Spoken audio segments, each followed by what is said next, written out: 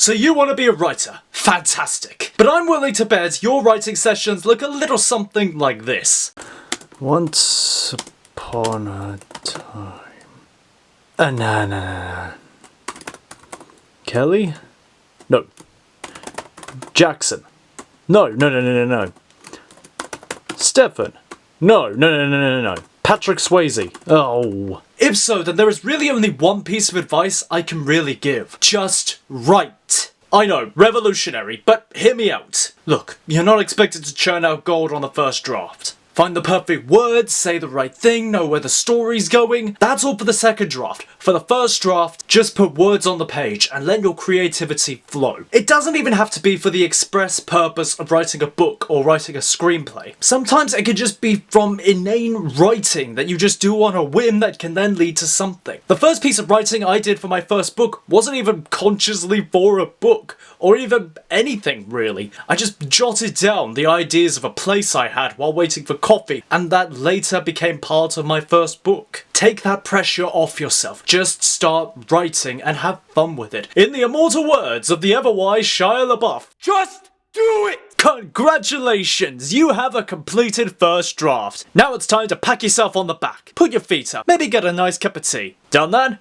Good. Now tear your work to smithereens. This is the time to really take a good, hard look at your work. Read through it again, from the perspective of the reader. If someone else picked your first draft up and read it, what would they say? How are the characters, the story progression, the pacing, the tone, the grammar? All of this can be changed, fixed, and polished in this draft. I did this during my second draft of my second book, Seeking the Untold, a detective story where I forgot a crucial, yet sometimes overlooked element. The red herring, the false lead, adding an additional chapter that highlighted the difficulty of O'Malley's case, as well as how he had grown a paraprotective view of the missing Winslow. It was sorely needed. So read through the draft again, take your time, look at it as objectively as possible. This is the chance to improve, not start beating yourself up or call yourself a bad writer. And take heart, the journey's only just beginning. Oh hey, what's this? You have a workable second draft? Fantastic. Now it's time to start turning that collection of words you've got into an actual book, which means it's time to edit. First, take some time away from writing, maybe a day, maybe a week, but the goal is that when you do edit, you need to do so with objectivity. You cannot be deleting or reworking sentences if you hold on to sentiments surrounding them. Next, you need to start thinking about the target audience of your book. Who is most likely to read this book? Let's look at my first book, The Land of Untold Stories, as an example. A fantasy book with a fairy tale spin, with themes of journeying out into the world and self-discovery with a big romantic subplot. Who is most likely to read that? Well, most likely with the romance and fairy tale elements, it's going to be women. The self-discovery themes are going to ring most with a young adult age range, with young people who are going out into the world for the first time themselves. Does that mean that no one outside of your target audience can read your book? No. It just means tailoring your work for those that are most likely to buy it. If I open an Indian restaurant, am I going to cater to those who like burgers or those who will pay for curry? Next, you need to pay attention to the structure of your work, the grammar, the pacing, the tone, the voices of the characters, the spelling errors, because yes, they will happen. This is a process that can seem tedious or daunting, but here's the thing about editing. The more you do it, the better of a writer you become, because next time you write something, you will be unconsciously writing with the editing process in mind. Just remember this, the work may be bitter, but the fruit is sweet. Here are 3 top tips for editing your writing.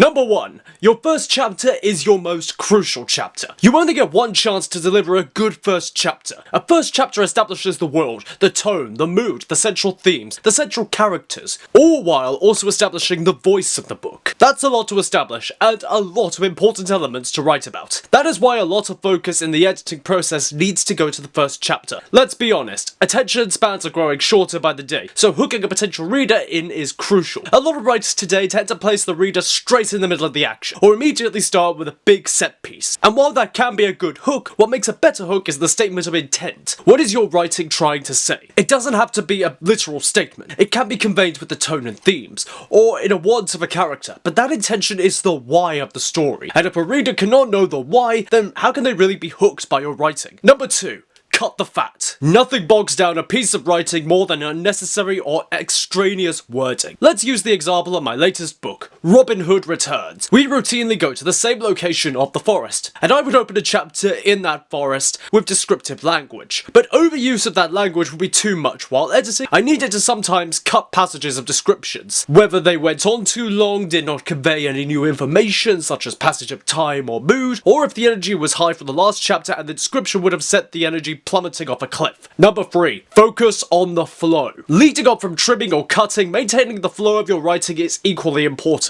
You've heard of the 3-act structure or the hero's journey. Sometimes those structures are a misnomer or can be tweaked, but keeping to the spirit of those structures is equally important. Let's say the work you're writing is a line graph, with the energy or tone of the piece oscillating up or down over time. Generally, you want the graph to oscillate up until the climax, where the energy can come back down to a base level. It would therefore not be too good to have a too high energy peak too soon, such as the final boss during Act 1, because that would undercut the energy of later, nor would you want a sudden downturn in tension as you head towards the climax. Keep to these tips and you'll have a stronger piece of writing by the end of it. What makes a good book cover? That's a question that at first seems quite simple to answer, but when you really think about it, the subject grows only more fascinating. What is it about certain covers, images, colours, or titles that grab our attention? Take a look at your bookshelf and pick out 5 random books. What was it about those colours that drew you in? What did they tell you about the book? What did they relate about the genre or tone or mood? Are the colours brighter to go with a happier, lighter read, or are they darker to indicate a moodier, more somber story? Is it a story of adventure that sees someone thrown out of their usual habitat and forced to grow in a new, unfamiliar world? Or is it a more factual book with simpler, straightforward imagery that gets straight to the point? Does this cover create intrigue, or tone, or mood? And how can you relate that to your own book? You've done it! You've written a manuscript, you've edited it, you've formatted it, you have a cover, you have a book you're ready to publish. Now time to turn it in and sit back. Maybe start drawing up plans for the next book, or perhaps recharge before moving forward. But just one more thing. If you have the option to create a proof copy, have a version of your book printed before it is published, take that option. For one thing, this is your chance to feel your own book in your hands for the first time. But secondly, this is your final chance to catch any mistakes before publishing. You can read through the book one final time, looking at the spacing and size of the pages. You can look at the cover and see if what worked on the screen works on the shelf. This is not simply a private project anymore. Your book is now a product that will be viewed by a public audience. You need to make sure your book is ready for that. So having someone else look at your book too is recommended. I've spoken about this before, but it's so important. Gotta do it twice. When writing, and especially when editing a piece of writing, be it a book, a screenplay, an essay, or a cover letter on your CV, you must always remember to think like the reader. When someone picks up your writing, what are they going to say, or think, or be led to think by what words you place on the page? Take an essay for example. I used to hear a lot when essay writing to treat the reader like an idiot, or someone who knows nothing about the subject, which led to a lot of info dumping or exposition. Now explaining something to a reader is needed, but just laying information plain on the page can be boring, flat, and uninteresting to the reader if it's just a big block of text. Or a writer can do the most interesting and most difficult thing. Let the reader make the connections. It's something that requires a lot of balance and doesn't mean letting the reader do all the thinking for the text, but giving enough information while allowing the reader to put the pieces together themselves. It's oftentimes the most rewarding experience for both parties. So,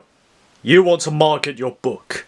Obviously that means you must market it to the widest demographic, make it appeal to the greatest target group, and therefore someone will pick it up. A lot of someones in fact. Right? Wrong. When you try to appeal to everyone, you end up appealing to no one. The truth is, not everyone will like you, or what you have to say, and you have to become comfortable with that. Besides, how can you expect to sell 1,000 copies of your book when you can't even sell one? We've already discussed target demographics and target audiences, so you should already have one in mind. Now you need to further focus the marketing. Instead of trying to appeal to a large group, the goal needs to be a small group of people and building from there. This is true for book selling and growing a YouTube channel. Building a base takes time, but it is worth it in the end. Comment down below with your progress and subscribe so you don't miss the next tip.